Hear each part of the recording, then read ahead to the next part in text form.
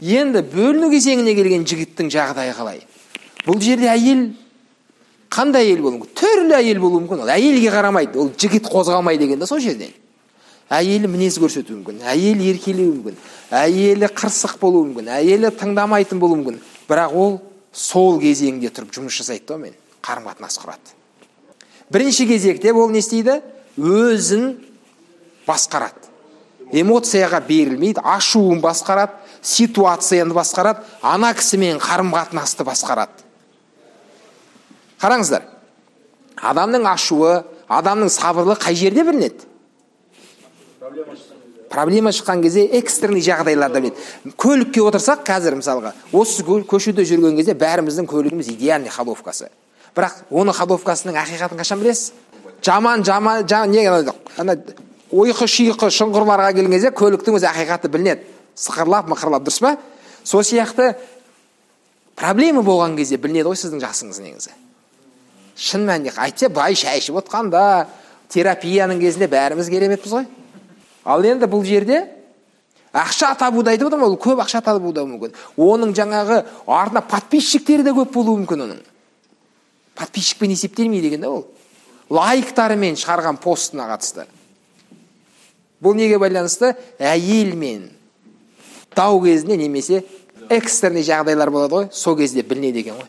Шын мәнінде қалай ұстайсың өзіңді. Сонда әйел қандай қылық танытса да, ол ер біріншіден өзін басқарады, біледі ол. Ашу келуі мүмкін оның да. Ода да ашу бар ғой. Ол адам ашуын басқарып тұр. Сол жердегі жағдайды басқарып тұр. Және арада қарым-қатынасты екеуінің не болады? Ан жақтан кетуі мүмкін неше түрлі нәрселер. Сөз кетуі мүмкін, басқа кетуі мүмкін, бірақ ол анаған кірмей түспейді ананың деңгейіне. Өйткені ол биік.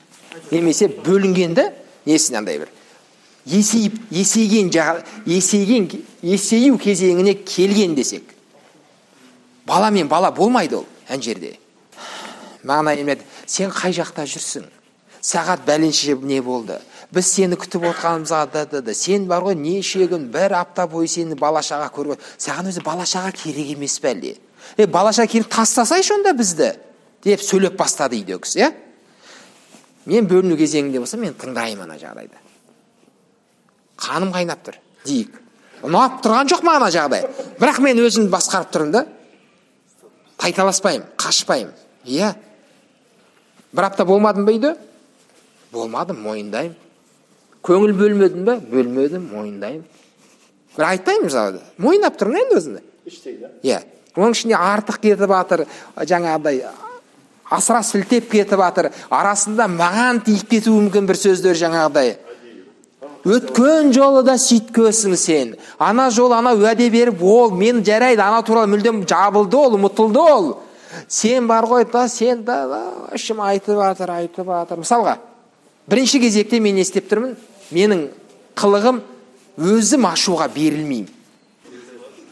Яғни мынаны іздеп табу керек қой бұларды. Бұл қиын ба деген кезде бағанағыдай мына жердегі жігіт менің түсіндігімде сен үйде отырып чемпион боласың ғой негізі. Ешқайда бармай-ақ. Не қайда болды Хабибтің несі? Бойы. Эмиратта болды ма? Бармай-ақ қой, таяқ жер үйде отырып чемпион бола бересің ғой. 5-кратный, 50-кратный, бола бересіз да чеп. Ана жерде мына нелер болып кетті, не надо? Поезд старый жетеді.